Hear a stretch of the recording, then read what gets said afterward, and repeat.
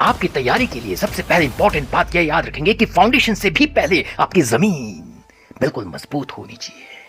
यानी कि जो कंसेप्ट आपने पढ़ा, उन कंसेप्ट को अपने दिमाग में उनका मंथन आपको करना पड़ेगा। You have to give time to them. पचाना पड़ेगा अपने भीतर उस नॉलेज को। और जब आप उन कंसेप्ट को पचा लोगे, उनका मंथन कर लोगे, तब जा करके तब जा करके इसमें से भी अमृत निकल आएगा। असर नेगेटिव भी हो सकता है, अगर हो सकता है तो क्यों, और अगर नहीं हो सकता तो क्यों। ये जो क्यों फैक्टर है ये बहुत इंपॉर्टेंट है बेटा आपकी पढ़ाई के भीतर। ये वो अंग्रेजी वाला क्यों नहीं, हिंदी वाला क्यों। जिस बच्चे को ये मालूम है कि हाँ कंसेप्ट ये है, इसके बारे में ये नॉलेज मालूम है, लेकिन इसके पीछे का रीजन क्या है, क्यों ये है, क्यों ऐसा है, जिस बच्चे को हर वो क्यों पता है, उस बच्चे को दुनिया में रोकने वाला कोई पैदा नहीं हो सकता। सबके पास अपना अपना ओरिजिन है बेटा, मजे की बात है। और सबके पास अपने अपने कोऑर्डिनेट एक्सिस भी है। कि भाई आपके भीतर जो भी गलत इंप्रेशंस है, गलत कंसेप्ट्स है, मिसकंसेप्शंस है, सबसे पहले तो उनको उखाड़ फेंकना है आपको। सबसे पहले तो उनको उखाड़ फेंकना है, तब जाके सही जो कंसेप्ट है उसका बीज आपके दिमाग में बोया जा सकेगा। तब जाके सही बीज आपके दिमाग में बोया जा सकेगा और तब जा करके आप ये कहना बिल्कुल भी गलत नहीं होगा कि तब जा करके आप में से कई ऐसे निकलेंगे जो कि इतिहास रच डालेंगे। कम ऑन गाइस, जल्दी आ जाओ, सर की क्लास स्टार्ट होने वाली है। जल्दी आ जाओ वरना डांट पड़ेगी। चलो, तो अब हम लोग लेक्चर में आगे की ओर बढ़ते हैं। और बेटा इस लेक्चर के अंदर जब हम आगे की ओर बढ़ रहे हैं, we will see various other parameters, और उन पैरामीटर्स के अंदर हम देखने की कोशिश करेंगे कि किस तरीके से चीज़ें बदलती है। देखो, सबसे पहले मैं आपको जो रणनीति है, जिस रणनीति पे हम लोग काम करेंगे, वह रणनीति मैं आपको बता देता हूँ। हमें कुछ नहीं करना है बेटा, न ज़्यादा हमें डिस्कशंस पे जाना है, न ज़्यादा हमें क्वेश्चंस के अंदर जाना है। हमें सबसे पहले अपने बेसिक्स को हद से अधिक स्ट्रॉन्ग बना लेना है। आई रिपीट, हद से अधिक स्ट्रॉन्ग बना लेना है। होता क्या है, एक एग्जांपल से मैं आपको बताता हूँ। देखो, जो प्रिपरेशन है प्रॉपरली किस तरीके से करना चाहिए, उसकी अगर अपन बात करें तो बेटा उसके लिए हमेशा याद रखेंगे कि आपका जो बुनियाद है वो बहुत अधिक मजबूत होना चाहिए, बहुत अधिक मजबूत होना चाहिए। फॉर एग्जाम्पल, जब हम कोई इमारत बनवाते हैं बेटा, तो होता क्या है कि सबसे पहले आपने देखा भी होगा, आपकी नज़र पड़ी होगी कि सबसे पहले जो हम कॉलम्स डालते हैं उसके लिए गड्ढे खोदे जाते हैं। गड्ढे खोदने के बाद हम लोग क्या करते हैं, दुरमुच के सहारे हम क्या करते हैं कि वो जो बेस है, वो जो फाउंडेशन की जो मिट्टी है, उसको हम अच्छे से दबाते हैं, अच्छे से उसको प्रेस करते हैं। सीधे उसके अंदर हम लोग कंस्ट्रक्शन स्टार्ट नहीं कर देते ना। उससे क्या हो जाएगा कि वो जो बेस है वो स्ट्रेंथन नहीं हो पाई है, वो मजबूती उसके अंदर नहीं आ पाई है, वो सेटल नहीं हो पाया है। तो हम क्या करते हैं, सबसे पहले दुरमुच करके उस मिट्टी को सेटल करने की कोशिश करते हैं, पूरी तरीके से मजबूती उसको प्रदान करने की कोशिश करते हैं, और उसके बाद फिर जाकर के हम उस पर आगे की कंस्ट्रक्शंस शुरू करते हैं। बिल्कुल इसी तरीके से आपके प्रिपरेशन के अंदर भी आपको ध्यान ये रखना होगा कि सिर्फ कंसेप्ट्स को जान लेना, सिर्फ उनका नाम पढ़ लेना, उनके बारे में थोड़ा बहुत सुन लेना काफी नहीं होता है। आपको उन कंसेप्ट्स को अपने जहन में बैठाना पड़ेगा, आपको उन कंसेप्ट्स को अपने दिमाग में अच्छे से बसाना पड़ेगा, और तब जाकर के आप उस स्ट्रॉन्ग बेस के ऊपर अपना फाउंडेशन बना सकते हैं। हम सोचते हैं सब कुछ फाउंडेशन होता है ना, फाउंडेशन से भी नीचे आपकी जमीन जो होती है वो स्ट्रांग होनी चाहिए। जिस जमीन पर आप उस फाउंडेशन को बनाने वाले हो, वो जमीन भी आपकी स्ट्रांग होनी चाहिए। तब जाकर के आपका जो फाउंडेशन है वो मजबूत डेवलप हो पाएगा, कोई शक। तो उसी चीज को यदि हम अपनी पढ़ाई के भीतर अप्लाई करें बेटे, तो उसके लिए क्या होगा कि सिर्फ इन कंसेप्ट्स के जो बेसिक कंसेप्ट्स है उनको सुन करके हम आगे नहीं बढ़ जाएंगे। यूजुअली ये सही होता है कि हम चीजों को सुनते हैं, देखते हैं, पढ़ते हैं और सीधे हम क्वेश्चन करना शुरू कर देते हैं ना। गलत बात है। तभी सवाल आपसे नहीं बनते हैं, तभी आप सवाल में फंसते जाते हो, हर एक स्टेप में फंसते हो, और लास्ट में आप इस नतीजे तक पहुंचते हो कि यार वाकई बहुत टफ गेम है, फिजिक्स वाकई बहुत टफ गेम है। तो बेटा इसके लिए मैंने हमेशा के लिए आपको बता दिया कि आपकी जो तैयारी है वो किस तरीके की होनी चाहिए। आपकी तैयारी के लिए सबसे पहले इंपॉर्टेंट बात यह याद रखेंगे कि फाउंडेशन से भी पहले आपकी जमीन बिल्कुल मजबूत होनी चाहिए। यानी कि जो कंसेप्ट आपने पढ़ा, जो नॉलेज आपने अटेन किया, उस नॉलेज को, उन कंसेप्ट को अपने दिमाग में उनका मंथन आपको करना पड़ेगा। You have to give time to them. पचाना पड़ेगा अपने भीतर उस नॉलेज को। और जब आप उन कंसेप्ट को पचा लोगे, उनका मंथन कर लोगे, तब जा करके, यस, तब जा करके इसमें से भी अमृत निकल आएगा। इसमें से भी अमृत निकल आएगा। अमृत ऐसे ही नहीं निकलता बेटा, वो रस ऐसे ही नहीं निकलता। उसके लिए आपको मंथन करना अनिवार्य है। आपका मंथन इंपॉर्टेंट है, चिंतन इंपॉर्टेंट है, उसको वक्त देना इंपॉर्टेंट है, उसको उतनी तवज्जो देनी पड़ेगी, तब जाकर के आप उन चीजों का उस तरीके से, उन कंसेप्ट्स का उस तरीके से आप प्रयोग कर पाओगे, यूज कर पाओगे, उनको अप्लाई कर पाओगे। आपने देखा होगा आमतौर पर जब हम टीचर्स के पास कोई सवाल लेके जाते हैं, हमसे नहीं बनते, हम अटेम्प्ट करते नहीं बनते, हम टीचर्स के पास लेके जाते हैं, देखते ही सॉल्व कर देते हैं, देखते ही सॉल्व कर देते हैं। आप सोचते हो ऐसा कैसे हो गया यार, फॉर्मूले तो उन्होंने भी वही लगाया, हमें भी वही मालूम था, उन्होंने भी वही फॉर्मूला लगाया, उन्होंने भी वही कंसेप्ट अप्लाई किया, हमें भी तो मालूम था, हम क्यों नहीं अप्लाई कर पाए, हमें क्यों नहीं वो चीजें क्लिक करी। तो उसके पीछे रीजन ये है बेटा कि वो जो टीचर्स है, आज से नहीं कई सालों से उन चीजों को अपने भीतर समाये बैठे हैं, उन कंसेप्ट्स को अपने जहन में उन्होंने ढाल लिया है। और इसी वजह से जब उनकी आवश्यकता पड़ती है तो तुरंत क्या कर पाते हैं, वो उनको अप्लाई कर पाते हैं। सीधे उनके दिमाग में तुरंत एट द मोमेंट स्ट्राइक करता है कि यस, ये कंसेप्ट अपने को अप्लाई करना है, ये स्टेप अपने को अप्लाई करना है। समझ में आ गया बेटा? सिर्फ फॉर्मूला जान लेने से, कंसेप्ट जान लेने से, क्वेश्चन 2-4 देख लेने से, 10, 15, 20, 50 देख लेने से अगर हर बच्चा परफॉर्म कर पाता तो फिर तो बात ही अलग हो जाती बेटे, बात ही अलग हो जाती। हर बच्चा शायद टॉप 100 में रैंक लेकर आ रहा होता। हर बच्चे का नंबर, काफी ऐसे बच्चे होते जिनके नंबर्स बराबर आ पाते क्योंकि उनकी जो कॉम्पिटेंसी लेवल है वो सेम होती। लेकिन ऐसा नहीं होता है, ऐसा नहीं होता है। यानी मैं पॉइंट, तो इस चीज को ध्यान में रखते हुए अपनी तैयारी को आप आगे बढ़ाओ। और जब इन चीजों को ध्यान में रखते हुए उन कंसेप्ट्स को, जिन कंसेप्ट्स को आपने सीखा, जिनको आपने पढ़ा, उनको वक्त देना पड़ेगा, उनके बारे में चिंतन करना पड़ेगा, डीप लेवल पे जाके उसके बारे में, उनके बारे में सोचना पड़ेगा, तब जाके वो कंसेप्ट्स आपके जहन में बैठ जाएंगे। वो सारी की सारी जो नॉलेज है, सारे के सारे जो टूल्स है आपके दिमाग में बस जाएंगे। और जब उनकी जरूरत पड़ेगी एट द मोमेंट आप उसे यस अप्लाई कर पाओगे, कोई शक। तो बेटा मैंने ये सारी चीजें इसलिए बताई ताकि आपको ये बातें याद रहे कि किस तरीके से जो हमारा आगे का जो प्रोसीजर है, जो आगे की पढ़ाई है, वो किस तरीके से चलेगी। तो हम बात कर रहे थे पैरामीटर्स ऑफ मोशन की, पैरामीटर्स ऑफ मोशन की। उसके अंदर हमने सबसे पहले जो सबसे बेसिक फाउंडेशन है उसको बहुत मजबूती के साथ रखा, बहुत मजबूती के साथ रखा कि जो पहला पैरामीटर जिसका नाम सबसे पहले आना चाहिए सीक्वेंस में, इस सीरीज में, उसका नाम है पोजीशन।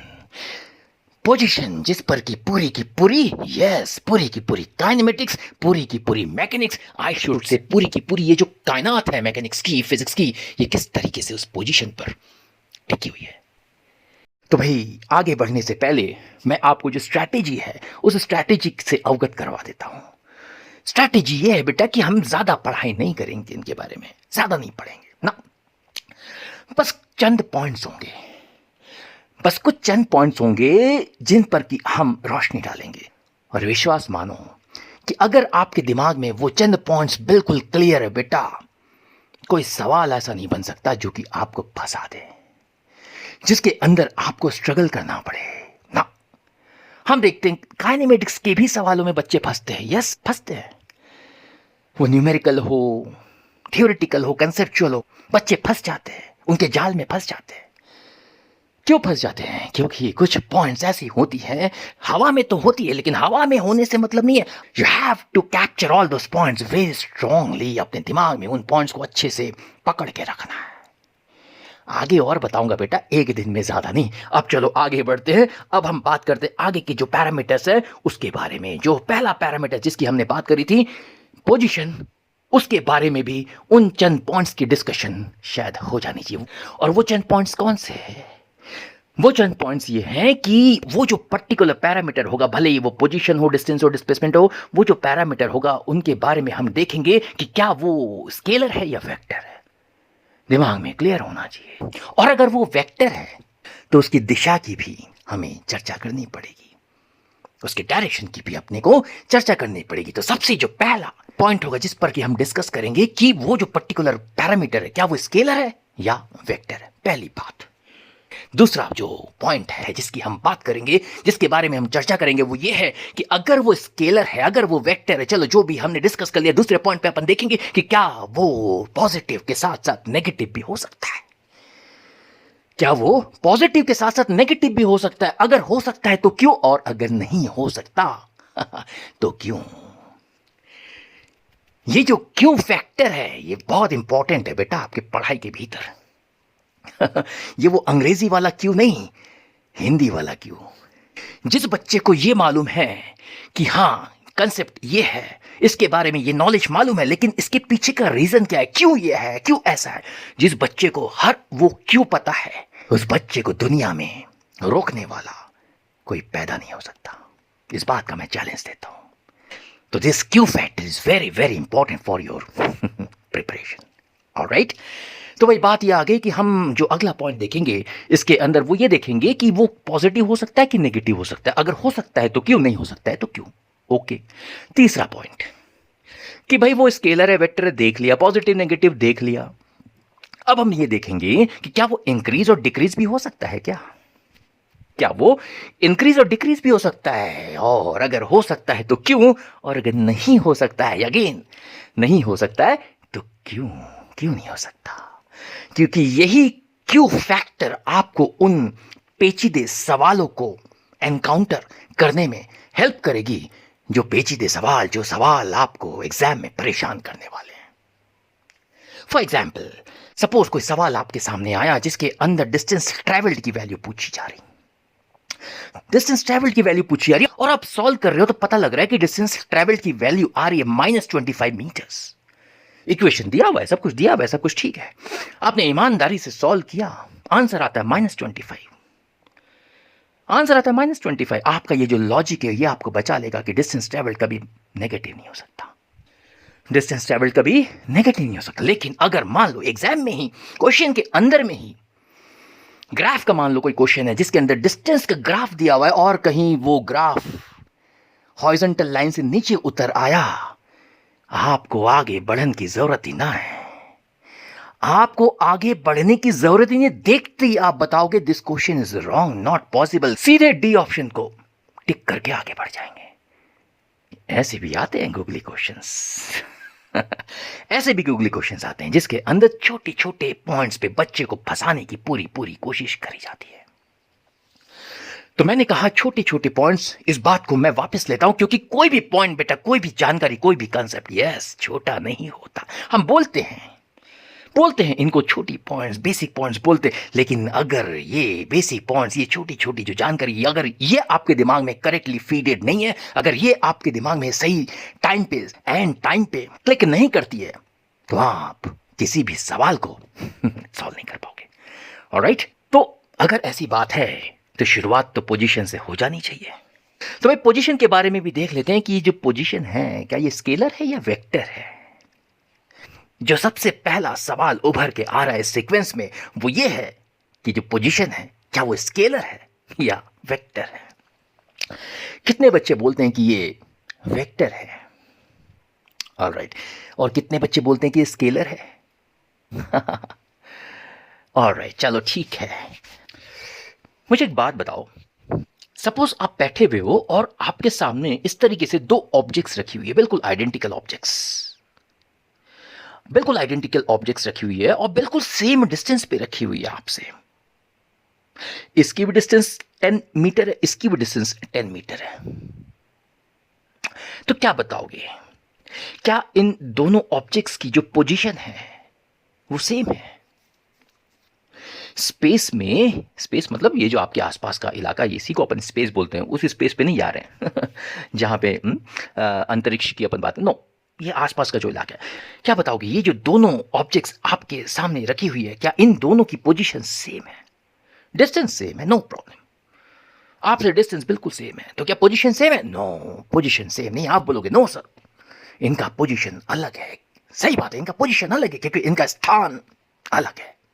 आप कहोगे कि सर एक ऑब्जेक्ट हमारे लेफ्ट की तरफ रखा हुआ है, दूसरा ऑब्जेक्ट हमारे राइट की तरफ रखा हुआ है। बिल्कुल सही बात। एक लेफ्ट में रखा हुआ है, एक राइट में रखा हुआ है। बिल्कुल सही बात। और लेफ्ट और राइट बोलते ही, यस, लेफ्ट और राइट बोलते ही उसके पास डायरेक्शन आ गई। उसके पास डायरेक्शन आ गया। डायरेक्शन आते ही वो जो पोजीशन है, यस, समझ में आ गया आपको। पोजीशन क्या हो गया? वेक्टर क्वांटिटी हो गया। तो position is not a scalar quantity बेटा। ये 9th-10th में हम लोग पढ़ा करते थे। लाइक एक नंबर लाइन है, कोई पार्टिकल x = +5 पे रखा है, कोई -3 पे रखा है, इस तरीके से अपन बात करते। तो कहीं ना कहीं जहन में बैठा हुआ है आपके कि पोजीशन जो है वो स्केलर क्वांटिटी। नहीं बेटा, ऐसा नहीं। उस समय आप छोटे थे ना, 9th-10th में थे, छोटे थे, तो इजी वे में सिखाया जाता। लेकिन अब आप बड़े हो गए हो, 11th में आ गए हो, 11th-12th की पढ़ाई कर रहे हो, जेई नीट की प्रिपरेशन कर रहे हो, तो अब आपको वास्तविकता का परिचय तो कराना ही पड़ेगा। ऑलराइट, तो बात क्या निकल के आई कि पोजीशन जो है वो एक वेक्टर क्वांटिटी है।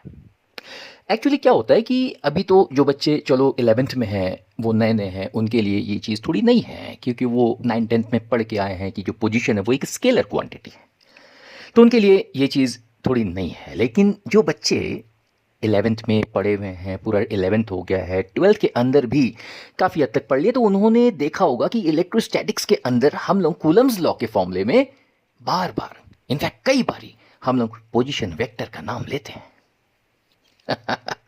पोजीशन वेक्टर का नाम लेते हैं। तो जो 12th वाले स्टूडेंट्स इस लेक्चर को अटेंड कर रहे होंगे, वो ये चीज़ समझ पा रहे होंगे कि भाई यस, हमें तो मालूम है, हमें तो मालूम था कि पोजीशन एक वेक्टर। बिल्कुल यही बात होती है बेटा।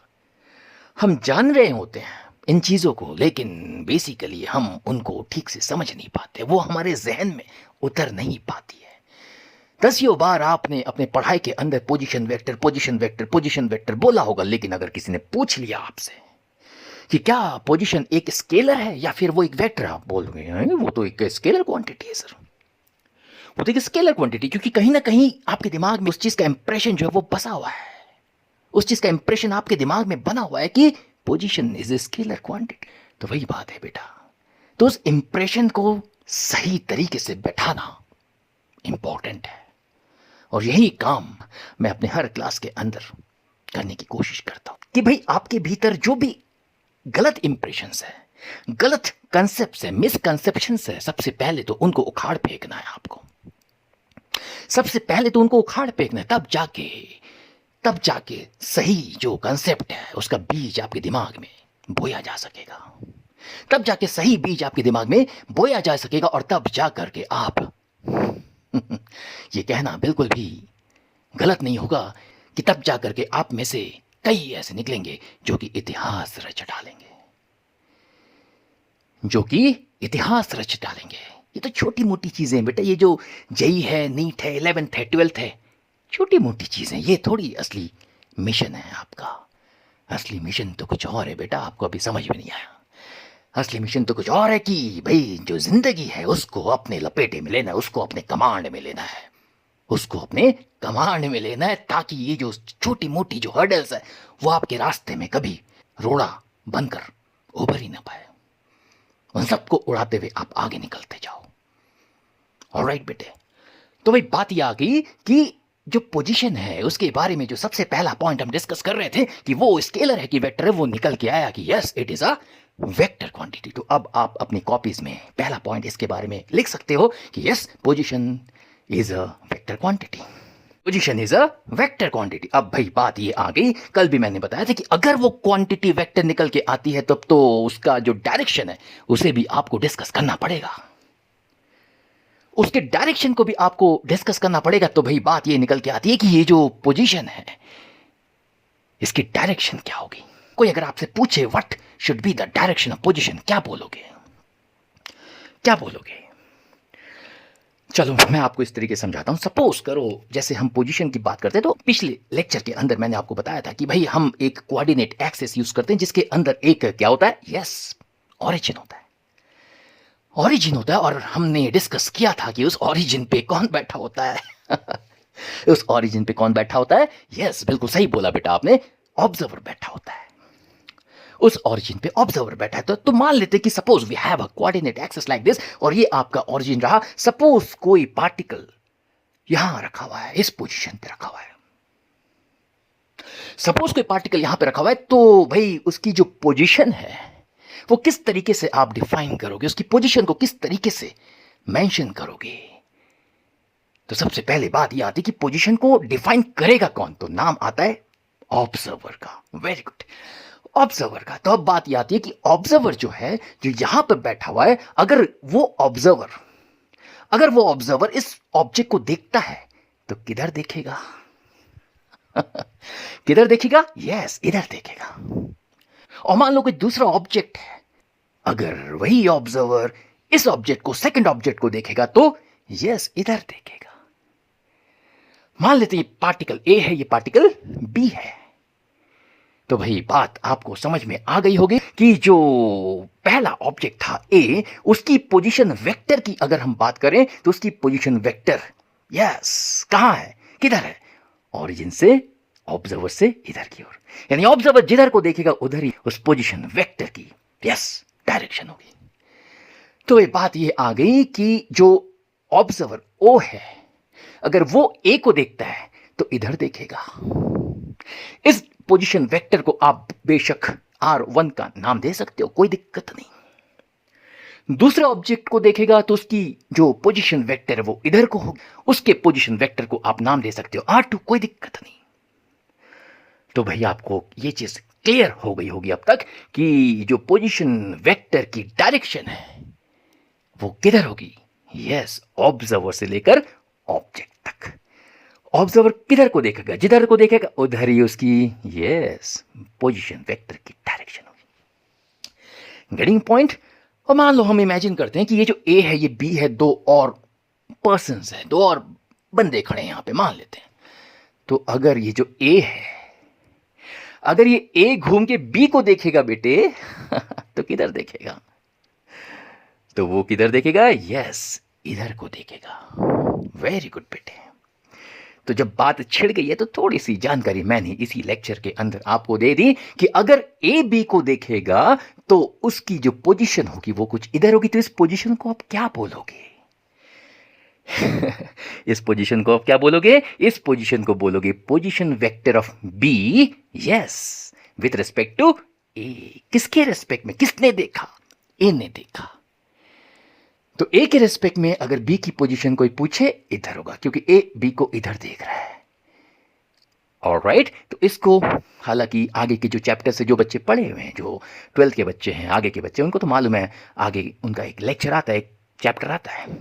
लेकिन जो नए बच्चे हैं, जो 11th के बच्चे हैं, जो इस लेक्चर को अटेंड कर रहे हैं, उनको मैं बता दूं बेटे, आगे चल के एक दो चैप्टर्स के बाद you will be having a very beautiful chapter named as relative motion. तो उसके अंदर हम इसकी बात करेंगे। तो अगर ए ने बी को देखा तो किधर देखा? इधर देखा। इस पोजीशन वेक्टर को क्या बोलोगे? Simply position vector of B नहीं बोलेंगे ना।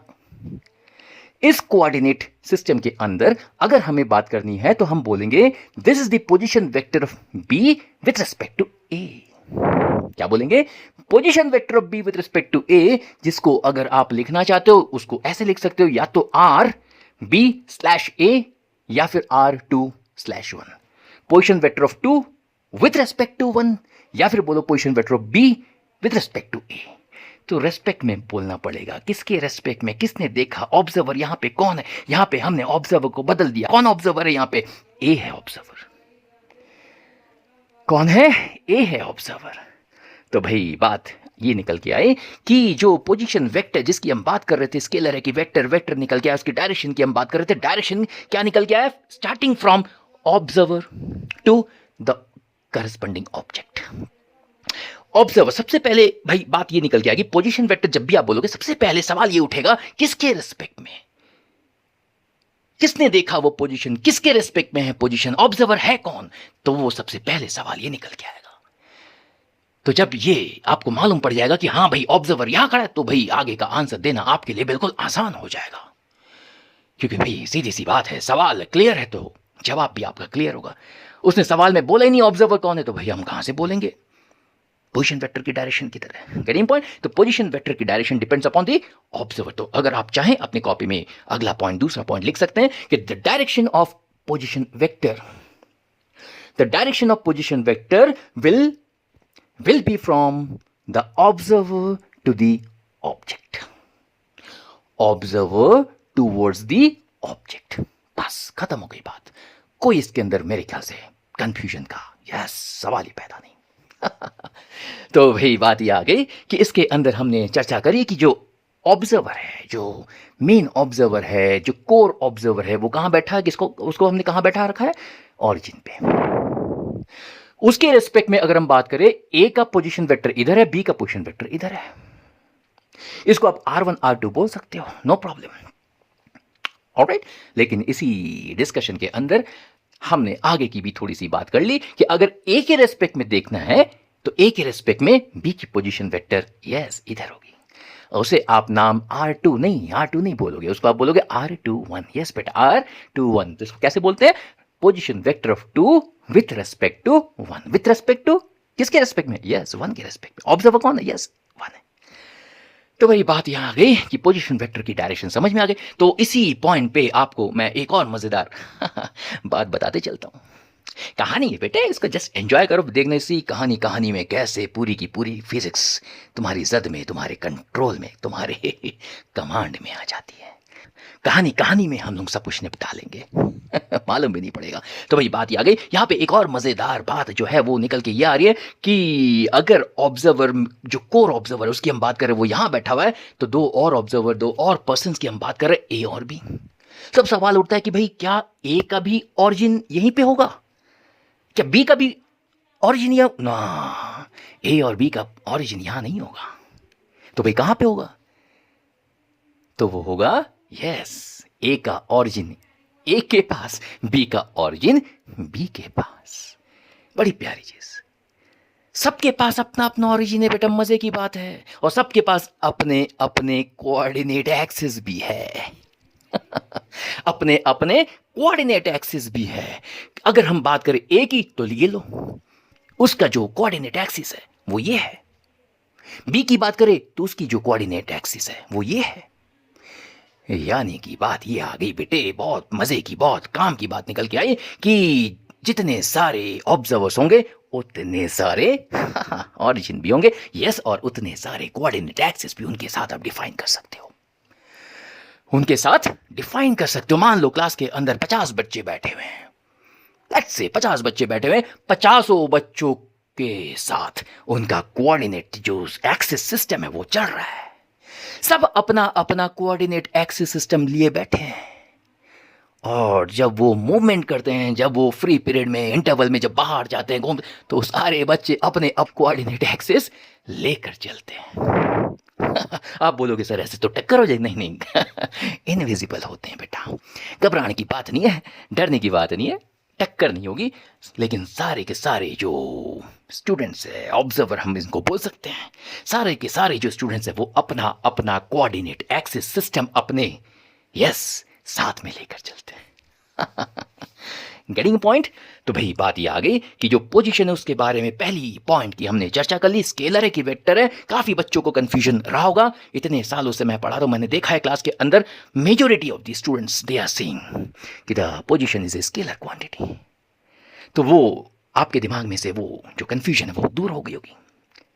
दूसरी जो पॉइंट बड़ी प्यारी निकल के आई वो ये है कि अगर वो वेक्टर है तो भाई उसका डायरेक्शन क्या है वो भी हमने देख लिया. डायरेक्शन किधर होगा? Starting from observer towards the object. खत्म हो गई बात. अगला पॉइंट, क्या वो पॉजिटिव नेगेटिव हो सकता है? ये चीजें हम सबके लिए डिस्कस करेंगे बेटा. डिस्टेंस हो, डिस्प्लेसमेंट हो, वेलोसिटी, एवरेज वेलोसिटी, व्हाटएवर, सबके लिए यही पॉइंट से डिस्कस होंगे. और मैंने आपको बताया था कि भाई अगर ये पॉइंट आपके दिमाग में बिल्कुल क्लियर, मजाल नहीं कि कोई क्वेश्चन का आंसर आप ना दे सको. तो पोजीशन के बारे में हमने ये देख ली कि पोजीशन वेक्टर है, उसकी डायरेक्शन देख ली. अगला जो पॉइंट निकल के आया वो है कि क्या ये पॉजिटिव नेगेटिव हो सकता है? बिल्कुल यही बात निकल के आएगी कि एक स्टेटमेंट जो है वो इस पूरे बहस को समाप्त कर देगी. और वो स्टेटमेंट ये है कि जो पोजीशन है वो अपने आप में एक वेक्टर है. और दुनिया का हर वेक्टर, यस दुनिया का हर वेक्टर पॉजिटिव भी हो सकता है और नेगेटिव भी हो सकता है. मैंने अपने स्पेशल लेक्चर के अंदर ये सारी चीजें बता रखी है कि दुनिया का कोई भी वेक्टर है वो पॉजिटिव भी हो सकता है, नेगेटिव भी हो सकता है. The moment it is clear, the moment it is concluded that this physical quantity is a vector quantity, उसी मोमेंट उसी क्षण ये जो चीज है वो तय हो जाएगी कि वो पॉजिटिव भी हो सकता है और यस नेगेटिव भी हो सकता है। तो भाई कोई भी अगर आपसे पूछे कि जो पोजीशन है क्या वो पॉजिटिव नेगेटिव हो सकता है, बिना किसी संशय के तुरंत आप बता सकते हो कि yes it can be positive as well as negative. कोई पूछे क्यों, एक क्षण में उसको बता देना कि because it is a yes vector quantity. Alright, तो ये भी तय हो चुकी है कि भाई जो पोजीशन है being a vector it can be positive as well as negative. ये सारी चीजें इसलिए बता रहा हूं बेटा क्योंकि मैं लिख के दे रहा हूं और मैं बता के गलती कराता हूं, ये भी ध्यान रखना। पूरे क्लास में मैं अनाउंस कर देता हूं कि अभी जो सवाल देने वाला हूं पूरी क्लास में से किसी से नहीं बनने वाला है, बता के गलती कराता हूं बेटा मैं। इसीलिए इन चीजों को तो अपने दिमाग में, छोटी छोटी चीजों को अपने दिमाग में बसा के रखना, क्योंकि यही जो चीजें हैं आपको डुबो देंगी। अगर दिमाग में ठीक तरीके से फीडेड नहीं है, करेक्टली अगर आपके दिमाग में इनका कंसेप्ट बैठा नहीं है, आप बिना किसी डाउट के गलती करके आओगे। मैं कह के गलती करा दूंगा यार, कह के बेइज्जती करता हूं मैं, गजब बेइज्जती कहते हो ना, गजब बेइज्जती। तो भाई गजब बेइज्जती हो जाती क्लास में फिर। तो भाई बात ये आ गई कि जो पॉइंट हम लोग डिस्कस कर रहे थे पोजीशन की, उसके अंदर ये 3 पॉइंट से डिस्कस हो गई। पॉजिटिव हो सकता है कि नेगेटिव हो सकता है, उसका भी जवाब आ गया कि yes position can be positive as well as negative. Why, नीचे ब्रैकेट में लिख लो because it is a vector quantity. अब देखना इसी पॉइंट में मैं फंसाऊंगा आगे वाले लेक्चर्स में, फिर मत बोलना, इसलिए दिमाग में अच्छे से रखना। अगर ये पॉइंट है दिमाग में हिट कर गया उस समय तो आप तो बच जाओगे, नहीं तो पक्का उस क्वेश्चन में गलती करोगे आप। लिखित दे रहा हूं मैं। अच्छा, इतना समझ में आ गया। अगला एक लास्ट पॉइंट मैंने कहा था चंद पॉइंट्स होंगे जिनकी हम डिस्कशन करेंगे, ज्यादा नहीं ना, ज्यादा की जरूरत ही ना है यार। तो जो अगला पॉइंट है बेटे वो है कि क्या ये इंक्रीज और डिक्रीज हो सकता है।